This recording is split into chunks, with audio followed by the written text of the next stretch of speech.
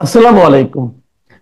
প্রিয় দর্শক, অন্য মঞ্চের আলাপচারিতায় আপনাদের সকলকে আমন্ত্রণ জানাচ্ছি। ৭১-এ ভারতের পাশে ছিল না আমেরিকা, বরং যুদ্ধে পাকিস্তানের পাশে দাঁড়াতে তদানীন্তন মার্কিন প্রেসিডেন্ট রিচার্ড নিক্সন পাঠিয়ে দিয়েছিলেন সপ্তম নৌবহর।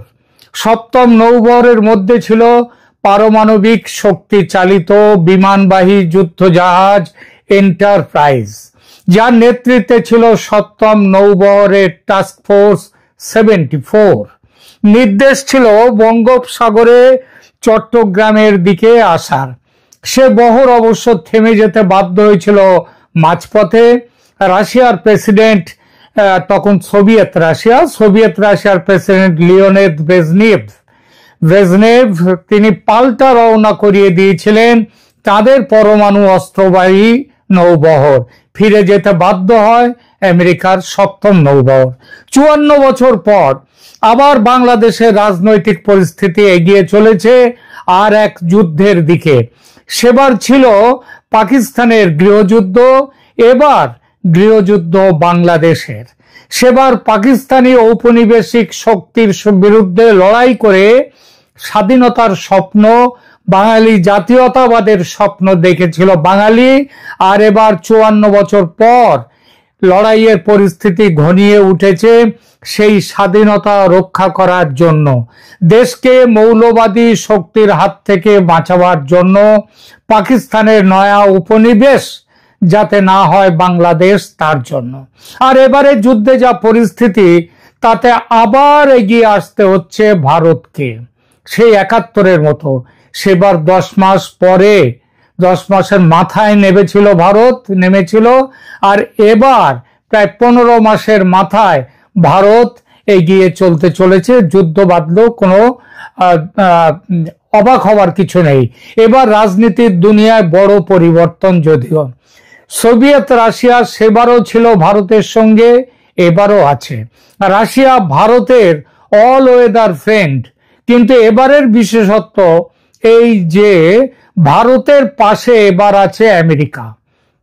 এই পাশে থাকার কথাটা গত ফেব্রুয়ারিতে হোয়াইট হাউসে নরেন্দ্র মোদীকে পাশে বসিয়ে বলেছিলেন ট্রাম্প যে বাংলাদেশের ব্যাপারটা দেখবেন, ওটা আমি ছেড়ে দিয়েছি প্রধানমন্ত্রী মোদীর ওপর। মাঝখানে গত ৩-৪ মাস আমেরিকা ভারতের সম্পর্কে, সেই সঙ্গে ট্রাম্প মোদীর ব্যক্তিগত সম্পর্কেও কিঞ্চিত কটুতা এসেছিল শুল্ক যুদ্ধ বা ট্যারিফ ওয়ারের কারণে। সেই পর্যায়ে এখন অতীত। আর এই প্রেক্ষিতে বাংলাদেশ নিয়ে ট্রাম্প আবার পুরো দায়িত্ব ছেড়ে দিয়েছেন মোদীর ওপর। কিভাবে? আপনারা জানেন, সার্জিও গর আগস্ট ২০২৫-এ মার্কিন রাষ্ট্রপতি ডোনাল্ড ট্রাম্পের দ্বারা ভারতের জন্য মার্কিন রাষ্ট্রদূত হিসেবে মনোনীত হন। কবে হয়েছিলেন? আগস্টে। তিনি শুধু রাষ্ট্রদূতের দায়িত্বে নেই, তিনি একই সাথে বিশেষ দূত বা স্পেশাল এনভয় হিসেবে দক্ষিণ ও মধ্য এশিয়ার কাজ দেখছেন, যেখানে পাকিস্তান এবং বাংলাদেশ সহ অন্যান্য দেশের উপর তার কাজের দায়িত্বও অন্তর্ভুক্ত। এটি একটি ঐতিহাসিক ভূমিকা, যেখানে মার্কিন সরকারের পক্ষ থেকে এই বৃহত্তর অঞ্চলের জন্য একজন দায়িত্বশীল প্রতিনিধি হিসেবে সার্জিও গর ভারতে এসেছেন। সার্জিও গর, আগেই বলেছি, আগস্টে তার নিযুক্তি, কিন্তু তিনি কাজের দায়িত্ব গ্রহণ করেছেন অক্টোবর ২০২৫-এর প্রথম সপ্তাহে।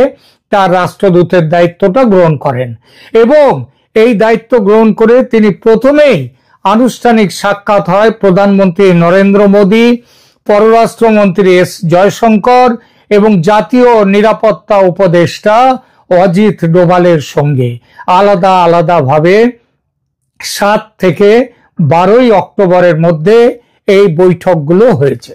এই বৈঠকগুলোতে ভারত মার্কিন সম্পর্ক, বাণিজ্য, প্রতিরক্ষা, ভিসা নীতি সহ বেশ কিছু অন্যান্য বিষয় নিয়ে আলোচনা হয় বলে আমরা নির্ভরযোগ্য সূত্রে শুধু নয়, এই এই খবরটা আমাদের ভারতের পররাষ্ট্র দপ্তর থেকেও বলা হয়েছে। এই অন্যান্য ইস্যুর মধ্যে আলোচনার অন্যতম প্রধান বিষয় ছিল বাংলাদেশ। কেন বাংলাদেশ? কারণ এই দেশটি দ্রুত এক রক্তক্ষয়ী গৃহযুদ্ধের দিকে এগিয়ে চলেছে। তাই গত বছর 5 আগস্টে হাসিনা সরকারের পতনের পর থেকে বাংলাদেশ ভালো নেই। একটি দেশকে ধ্বংস করার জন্য যেসব অপশক্তির প্রয়োজন তার সবকিছু ঘিরে ধরেছে বাংলাদেশকে। শেখ হাসিনা ফ্যাসিস্ট ছিলেন কিনা, কিংবা থাকলে কতটা ফ্যাসিস্ট ছিলেন বা কতটা অত্যাচারী ছিলেন সেই বিতর্কে যাব না। জুলাইয়ের বিস্ফোরণ গণ আন্দোলন নাকি ষড়যন্ত্র, স্বতঃস্ফূর্ত জনবিক্ষোভ নাকি মেটিকুলাস ডিজাইন, সেটা দেখার জন্য এই আলোচনা নয়। মেনে নিলাম মানুষের মধ্যে ক্ষোভ ছিল হাসিনা সরকারের প্রতি, তাই তারা মুক্তি চেয়েছিল।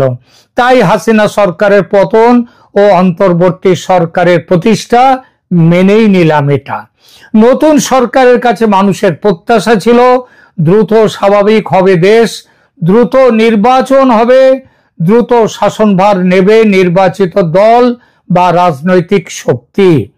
গত 15 মাসে সে আশা পূর্ণ হয়নি, বরং আরো অন্ধকারে ডুবেছে দেশ। এর মধ্যে আশার আলো বলতে একমাত্র ছিল দেশের নির্বাচন। আগামী ফেব্রুয়ারিতে যা হওয়ার কথা, হবে কিনা ঘোরতর সন্দেহ।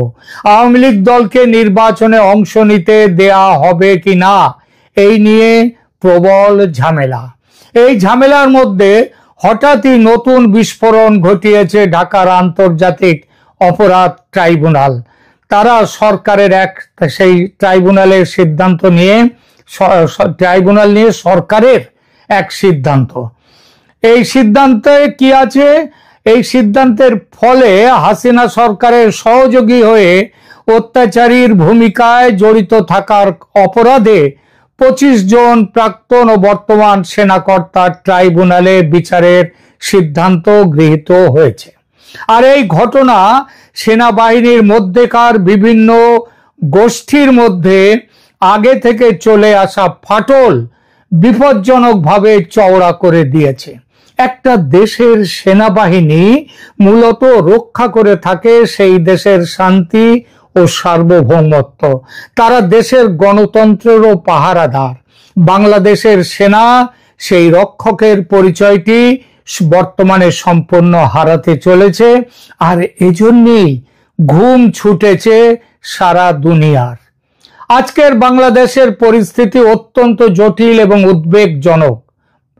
আন্তর্জাতিক অপরাধ ট্রাইব্যুনালের সংশোধিত নিয়মের আওতায় একটি অভূতপূর্ব পরিস্থিতির সৃষ্টি হয়েছে, যা কেবল সেনাপ্রধান ওয়াকারুজ্জামানের ভবিষ্যৎই নয়, বরং গোটা দেশের স্থিতিশীলতাকে হুমকির মুখে ঠেলে দিয়েছে। আন্তর্জাতিক অপরাধ ট্রাইব্যুনালের 2025 সালের দ্বিতীয় সংশোধনী অধ্যাদেশে একটি গুরুত্বপূর্ণ পরিবর্তন আনা হয়েছে। এই সংশোধনীর মাধ্যমে ট্রাইব্যুনালের ক্ষমতা উল্লেখযোগ্যভাবে বাড়িয়ে দেওয়া হয়েছে। গত 8 অক্টোবর ট্রাইব্যুনাল 30 জনের বিরুদ্ধে গ্রেপ্তারি পরোয়ানা জারি করে, যার মধ্যে 25 জনই বর্তমান বা প্রাক্তন সেনা কর্মকর্তা। বাংলাদেশ সেনাবাহিনী 15 জন কর্মকর্তাকে হেফাজতে নিয়েছে, যার মধ্যে 14 জন বর্তমানে চাকরিরত এবং একজন অবসরপ্রাপ্ত। মেজর জেনারেল কবির আহমেদ নামে একজন কর্মকর্তা গ্রেপ্তার এড়িয়ে পলাতক রয়েছেন বলে জানা যাচ্ছে। এই ঘটনা সেনাবাহিনীর অভ্যন্তরে গভীর বিভাজনের চিত্র স্পষ্ট করছে। গত 9 অক্টোবর 57 জন জেনারেলের সভায় অন্তত 4 জন কর্মকর্তা 24 জন সামরিক ব্যক্তিত্বের বিরুদ্ধে ব্যবস্থা নেয়ার বিরোধিতা করেছে। এই বিভাজন সেনাপ্রধান ওয়াকারুজ্জামানের অবস্থানকে আরো দুর্বল করে তুলেছে। সামরিক বিশেষজ্ঞরা জানাচ্ছেন যে সেনাবাহিনীর একটি অংশ ক্রমশ জামায়াতে ইসলামী এবং ইসলামী বিপ্লবী গার্ডের মতো কাঠামোর দিকে ঝুঁকে পড়ছে। পাকিস্তানের আইএসআই এই প্রক্রিয়ায় সক্রিয় ভূমিকা পালন করছে, যা বাংলাদেশ সেনাবাহিনীকে ইরানের রেভলিউশনারি গার্ডের মতো একটি মতাদর্শিক ইসলামী মতাদর্শিক বাহিনীতে রূপান্তরিত করার পরিকল্পনার অংশ। গোয়েন্দা সূত্রে জানা যায় যে ইসলামী বিপ্লবী আর্মি বা IRA গঠনের একটি সুদূর প্রসারী পরিকল্পনা চলমান রয়েছে বাংলাদেশে। এই পরিকল্পনাটি বা প্রকল্পটি ইরানের ইসলামী রেভলিউশনারি গার্ড কর্পস বা IRGCর আদলে তৈরি। ইউনূস সরকারের সমর্থন পুষ্ট বৈষম্য বিরোধী ছাত্র আন্দোলন এই নতুন বাহিনী গঠনে নেতৃত্ব দিচ্ছে।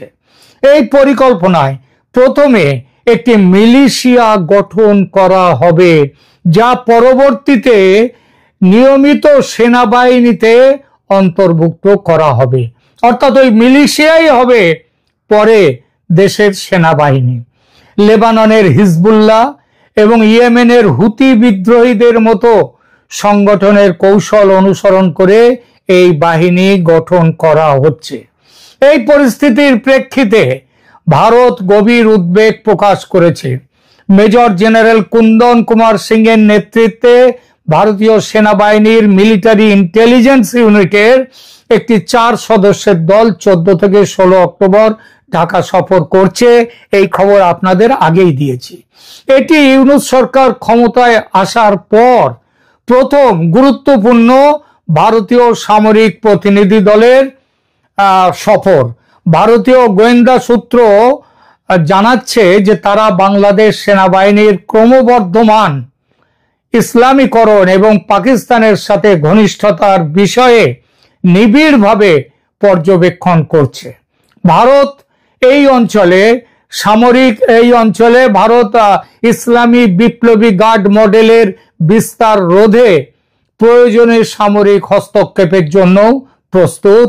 কুন্দন কুমার সিং এবং তার দলের বাংলাদেশ সফর এই বিষয়টিকে মাথায় রেখে পরিস্থিতি জটিলতর করেছেন ওয়াকারুজ্জামান তার নিযুক্তির পর থেকেই জটিল রাজনৈতিক পরিস্থিতির মুখোমুখি হয়েছেন।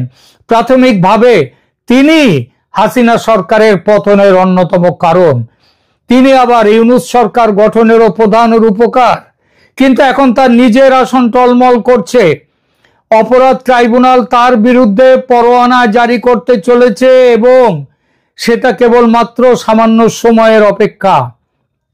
আর সেটা করলেই আর্মি চিফের চেয়ার ছেড়ে তার জায়গা হবে জেলখানায়। হ্যাঁ, বিচার শুরু হওয়ার আগেই।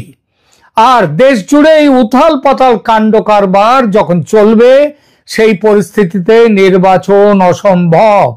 বর্তমান অন্তর্বর্তী সরকার ও এই সরকারের টিকি যার কাছে বাঁধা সেই জামায়াত ও এনসিপি, তারাও এটাই চায়। তারা বহুবার প্রকাশ্যে বলেছে এই সরকার 5 বছর থাকুক এবং সংবিধানকে পুরো পাল্টে তাদের সুবিধা মতো সংবিধান তৈরি হোক, তারপর ভোট হবে। আর ইউনূস নিজেই তো বলেছেন অনেকেই যে আগে সংস্কার তারপর নির্বাচন। এবং তিনি এটাও বলেছেন যে অনেকেই চান, আমেরিকায় গিয়ে এবার বলেছেন এই সরকার 5, 10, 50 বছর থাকুক। তার মনের ইচ্ছা এবং জামায়াত তাদের মনের ইচ্ছা জানতে কারো বাকি আছে? ভারত চায় না তার পেটের মধ্যে থাকা বাংলাদেশ একটি অশান্ত রাষ্ট্র হয়ে থাকুক, ইয়েমেন বা লেবানন বা সিরিয়ার মতো জঙ্গি রাষ্ট্র হোক। এটা চাইছে আমেরিকাও। আর সেজন্য ট্রাম্পের দূত সার্জিও গরকে বার্তা দিয়ে পাঠিয়েছেন প্রেসিডেন্ট ট্রাম্প।